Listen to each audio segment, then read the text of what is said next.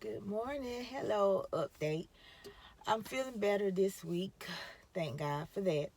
Um, I just had okay, so I told you we're divorced. We're still trying to work on this friendship, but I'm also still like an emergency person for him in the sense of he called me over the week, Friday, and he needed a favor.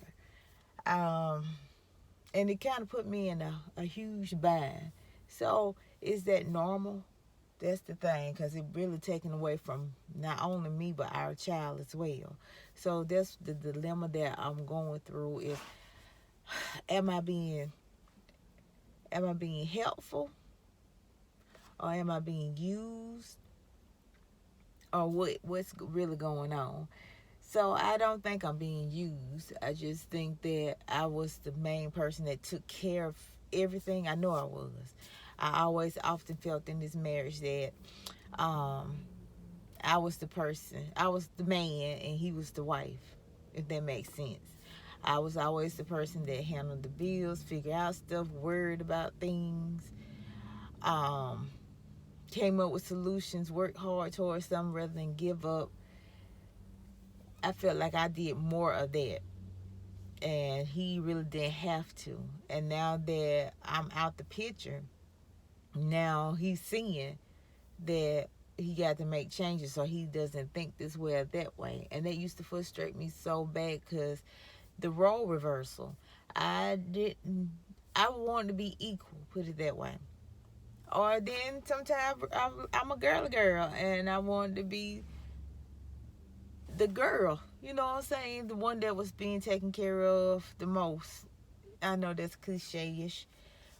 And not really the most. I really don't know. But I felt like I wanted to be taken care of like he was being taken care of. Is that fair to say? So basically, that was the dilemma over the weekend. My child, he came and visit. I did what I did because he had to come down where we are currently.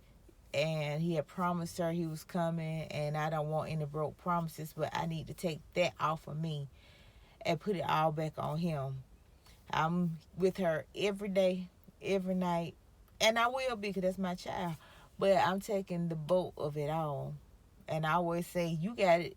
You got it very easy. You taking care of yourself and yourself only. You making sure only you get up, you eat in, you decide. If you want to get an extra job, you can. You don't have to worry about babysitters.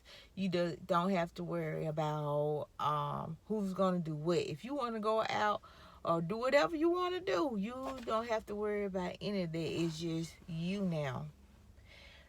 And even though it's you now, that pulling for some support and me having to tell you, oh, you need to come on and pick her up when you hear, spend that time with her, go ahead and call her, do X, Y, and Z because you're not thinking. I, but that affects children. It would affect me if I'm sitting here and I haven't seen the person for a while and I'm waiting, or I don't know. Maybe I'm making an issue out of non-issue, but I just try to be on the side of caution versus the side of let's fix this mess. And I keep telling him, okay, now if you mess this up because you're not doing XYZ, then I'm not fixing it. Because I'm always the one that fix everything. When we was together, I told you I always was the main person that did. If I didn't plan it, we wouldn't go on vacations. If I didn't do this or that, we wouldn't do anything. Only thing we would do would be go to work, go to school, come home, and that would be the end of it. And that was tiresome. It was different if it was, both of us doing it. If it was a birthday, I was the one planning it. I would get the short end of the stick.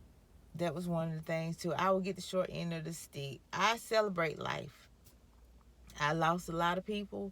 It was hard for me to get pregnant with our daughter, and during that, it wasn't an easy pregnancy. I lost two before her, and then she came. She's my rainbow miracle child. So, and just for losing people that are very close to me, I celebrate life. I celebrate Christmas. I celebrate those things because We only got one life. I want to do my best to make you happy. And my need to make everybody happy, I put myself in the back burner, on the back burner. I put myself last. I put myself so last that it didn't matter to him whether he gave me anything for that. He would like to wait till the last minute to do anything, and I don't like that. If I'm a last minute thought or don't do anything for me, you knew whole year it was coming around. I'm basic. I'm getting into now that I would like designer things, but at the time, I guess I didn't think I was deserving of it because I rather spend that money on them. I rather get them whatever I could afford and was very nice. If I had to save up, put it on their way, do whatever I had to do, I would do that to ensure that they had the best. And I would get nothing. If I got something, I would take it back. I would go and buy me some Walmart shoes, and they wear very well. And I'm not knocking Walmart because I still go up in there and buy some right now. And I would go up in the stores and get them name brand stuff. Or, go to the Marshalls or somewhere like that to get it. But I would go to Walmart basically and get what I need because I didn't think I could. If I bought myself something over $20, I thought, oh my goodness, I could have did this and that with it. It don't make sense. But now I am getting out of that mode. I had a coworker, and I'm never get anything for Christmas. If I do, it's last minute. It's just whatever. And you look like, dang, do you even know me? You could have got, if you had listened to me, because I tell everything, you could have got me the simplest, cheapest thing that I wanted versus just some random stuff because I'm going to be upset or I'm going to be hurt because I didn't get anything. Of course you would. Anybody would be. If you celebrate that, if you believe in that, But anyway, I'm going all around on this video, and I'm not trying to do a take two. I'm just trying to get it and post it. Cause I told you y'all are my outlet because I got to get stuff off my chest in order to help myself heal because keeping it in, it's been killing me. It has. So back to that, he's just never been that type of. Well, he has.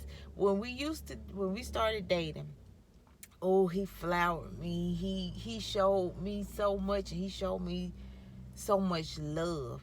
It was in the letters. It was in the letters in my locker because we was dating since high school. So it was the letters in my lockers. It was the letters on my car. It was the letters, this and that. It was the phone call conversations. The part of that you cared so much. We got to know each other so much. Then when it was holidays, you showered me so much. I showered him too. Now don't get me wrong. I tit for tat on there. I'm not gonna half do it. I'm not just gonna do this right here. But he showed me so much. And then all of a sudden, I guess I started showing, and he got used to it. And slowly the roles turned. I got in. He got me. And I fell in love with this man. I still love him. But I fell in love with him so much that it was like, wow. And I lost myself. Because it became not both of us making each other extremely happy. It was me trying to hold on to what I had with him, what I know he's capable of. It just changed. It started being less and less calls, less I love yous. I asked one time we both was in college then, why don't you tell me that you love me like you used to? It wasn't like every minute, every second. He told me because he didn't want to. That was a red flag there. That was something. But then when I leave you alone then you start coming at me because I was pulling away. When we got engaged, we was dating. It was going to be 10 years. I knew what I wanted. We both was out of college. We both had jobs. I was ready for a next step. If I'm not one of those hit it, quit it people, I've never aspired to be that person. I wanted marriage. I always wanted that. As a child, I wanted to be married. I wanted kids. I wanted a career. I wanted those things. So in me, marriage was already set because that's what I always wanted. So it was coming up on 10. I had already been voicing it, and I was thinking to myself, no, I deserve better. And it's okay if he didn't want that. I had got it into myself. I made myself okay with being me and him not being a couple anymore. And I told him, I was like, look, um, I want to be married. I can't see giving myself 10 years of you and no commitment. Because, yes, we dated since high school, but we on went to college, got out of college, and now we of age. I was 25, finna be 26. Yeah. And, yeah, that's right. And I knew I wanted to be married. If we was engaged and we had a long engagement, well, that was something because we were working towards it. But I knew I wanted to be married, and I told him that. And I was fine with being cut buddies with him, until I found me another person that had the same dreams and the desires as I did. Cause that was a lot of years, and he was my friend first, and then he grabbed me in, girl. I'm sorry, y'all. He grabbed me in. So, um, here we come New Year's Eve. We had spent the holidays together, and he finally asked me, and I was excited, but it hit me too. It was like, are you just asking me that because I told you? It wasn't really an ultimatum. To me, it wasn't. It was just me saying, well, hey, if you don't see yourself wanting to get married, then that's cool. But I can't go over 10 years with you because I need to find something different. I mean, because I knew what I wanted. So fast forward to here it is with the divorce, and it all came by. Well, I found out, and I'll share maybe later how I found out that the only reason why he did go ahead on with it, because he never, instead of talking, he doesn't talk. He just go with the emotions and go with things, and then he shows it in different ways, and you pick up on it, and you just know. You don't have to be a woman to pick up on those things. They like to say women intuition. Yeah, maybe so. But I found out, and I knew it anyway, in deep down, because how the marriage was, that he didn't want to be married. It was like he was doing things, I guess, to give reaction, but then felt bad and tried to pull me back in, because I left twice. But I really wanted him because I was in. I was into the wheels fell off. I wanted that marriage. I wanted him. I always did. But at that time when I had made it myself and I was at peace with it, but instead of letting me go, he pulled on, and I don't know, I guess I was too good to him. I wouldn't let me go either. How good I was, and still am. So anyway, found out that he never wanted to be married. That when I gave him that ultimatum, that's the only reason why. Who wants to be in something knowing that the only reason why I'm not. The only reason why somebody did it because of an ultimatum. In some cases, I guess, but in love and a whole marriage and commitment, you don't want to be married because of an ultimatum. You don't want to be married because, well, I don't want to lose and I want to be by myself. You don't want to be by yourself, so you take, and then it's other thing. When I feel compelled to tell that one, then you'll see how it's very jacked up. That's one part, it hurt, but I could have got over that. And all of the other stuff that I was wishing that things would change, and I was tired of the feeling like I had 2 children. Felt like I had to be the man in the relationship that took care of things, took charge of. Yes, in some relationships, one person is more better at finances or better at something than the other. But I had to take on it all. And I felt like I literally had 2 children. 2. I had a grown one and a child. I had a person that never listened. If I can explain or ask you to do something, ask you to do it a certain way, it's because I know this is going to work and it needs to be done this way. but you fight me tooth and nails and do it the opposite way, and then it blows up, and now you looking. Or you never listen to me. You hear me talking, but you never listen to me. You checked out when you checked in. And I came to realize that I was in it. Yes, I was fussing here and there in the relationship. Who doesn't fuss in a relationship? But I basically was saying, hey, see me, hear me. I have did so much to try to be seen and heard and get back to how he got me. It was the love of it. I told you it was the letters. It was the attention. It was the phone calls. It was the holding hands. It was that stuff, and it pulled me in so much. Yes, I got good gifts the first 2 years, and that was nice. Well, I gave good gifts too. I tit for tat, tit for tat. I made sure I listen. I listened to you talking to see what kind of stuff that you want and desired and needed.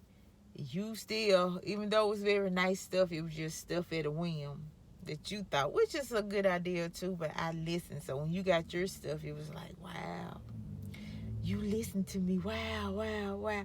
How did you know? Me, I'm sitting here like, okay, I got clothes that was too little. But it was okay. Because, women ain't going, he didn't know. He didn't know, so I can look over that part. But it was just basic stuff. And then it started being less and less and last minute. Everything that was shown to me, I should have took heed, but I was so in love. I wanted, man, I wanted him. I wanted that stuff. But truth be told, no matter if it was an ultimatum, no matter manipulative behavior, to when I leave, you do right, you act right for a small time to get me back, and then you go back to being back to yourself because you didn't want to be alone. And I was taking care of everything. No, it was no cheating involved in this relationship on neither end. But the reality and the deep down secrets and all this other stuff that hit is jacked up in every way. It's jacked up because if you tell me things, it hurts. I might be upset. I might be sad, but I can take it better. I can process it better. I can deal with it better. I like truth. My thing is, I'll have a heaven or hell to put you in. So it's best to come and tell the truth because I won't lie to you, and I don't expect you to lie to me because I hate lies. Big, small, indifferent. I hate lying. I hate it because lies ruin. I'm country southern. Ruin lives, and it does, and it did. The lie that we've been living, well, his lie that he has been living for all 25 years, 14 years married. It would have been 15 this December, and January would have been 26 years of living a lie. And we got a daughter. That hurts the most. And it hurts the most. And I'm trying to figure out life because I'm hurt because of the lie. I'm hurt because of, that's a long time to be with somebody. And when I was really in it, I told you I always had dreams and aspiration of being married, of having a family, and a successful career. And instead of leaving me alone when we was fine. If we had left it alone, he had told the truth, it was fine. I promise you, it was fine. I was okay with the whole thing. We could have been cut buds, best friends. We could have still been in each other's lives. Yeah, we could have worked stuff out. Who knows what could have happened if only you was truthful with yourself and truthful with me. You didn't give me the opportunity. He didn't give me the opportunity to anything. I feel like he took my life. He took the younger part of my life when he know what's the deal. You took my life, and when you felt bad or sad, I pick up on people. I'm a people person. I'm a people watcher, and put it that way. I pick up on moods. I pick up on attitudes because I watch. I watch my surroundings, and I'm a good reader. Reader of your feelings. Put it that way. I can't say that. I pick up, and I ain't wrong too much. If I am, is I can't remember. And so when I picked up on this stuff, I would try to make you feel better. I would shower you with whatever. I would try to do things. I would talk. I would write. I would not write, but I would talk. I would do all kinds of stuff just to try to make you feel better. I would take you on us all on something. Do something. Because I don't like for people to feel sad or mad or anything like that, especially when we got no control of it. But a lot of that has been the lie. The lie. So I'm rambling. I should have had something placed out here that try to gauge this, and this is just 20 minutes now, and it's getting too long. So next time I'll break it up into spots. But my thing is this: my marriage was based off of a lie. My dating courtship was a lie, and I'm dealing with the aftermath of it. Lies destroy lives. And because it destroys lives, that's why I don't like them. I don't tell them. I don't engage in them. I would leave people alone because of lies. If you tell the smallest lie, you tell a big lie. And he would tell small lies all throughout our marriage. And he's seen it, he'll realize it. But to him, it was no big deal. And I always said that lies destroy lies. If you lie about small stuff, you lie about big stuff. And Lord behold, I was telling the truth the whole time. I was feeding in and telling the truth the whole time, and he knew it. But how I found out everything, I'll share that later. And once I found out things and came to realization, boy, did it kill me. I'm trying to come back alive now, and this is helping me come back alive now because I can get it off of me and not, you got your family and friends, but you don't want to tell them all your stuff. But I tell 1,000 strangers. But it's a difference because I don't want to hear certain stuff, I guess. I don't know. I'm getting there. But the thing of it is, the lie that we've been living, it came up. It was found out. I didn't waste no time because what need? It was no coming back. There was no coming back from it. It was no fixing it. Because if it was fixable, it would have been handled. We could have tried this, that. I told you I could come back from... It hurt now. I ain't gonna lie. To realize that the only reason why somebody marry you because of an ultimatum that I really don't see as an ultimatum, because I'm like, look, it's okay. I just cannot see myself giving you over 10 years of my life because I know what I wanted. And if you don't think you want to marry me, then fine. Let me go. We can still be, I even said we can be cut buddies, we can be friends, we can do all that stuff. We can still, but being in a relationship, it will go in. I couldn't continue to be in no relationship that wasn't going anywhere. And instead of him knowing what he already know and let me go, he decided to take me on this journey that lasts 14 years. Because it, like I said, April when I found out, April when I got the attorney, she did everything. It was signed in May. So it was official in May because it came back from the courts. But the courts give a 30-day timeline. So that was June. To be finalized. So it really was completed in May, but because of the court thing here, you had 30 days to contest it, I guess. It was no contesting. So that's why June was the official final. And that's pretty much it. So what? In here, you have to wait. It's approved by the court and the judge. Then you got the 30 day. And then in order to remarry, which you have to wait 60 days after it was final, which was in June. So I can go get married again, y'all. If I wanted to, I could. But no, thank you. I don't know how I can trust another man or trust. I cannot. I check in for part two. It's 25 minutes on this thing. Thank you all for listening to me rambling. And I will see you all soon. Thank you again. Check you later. Please subscribe. Thank you.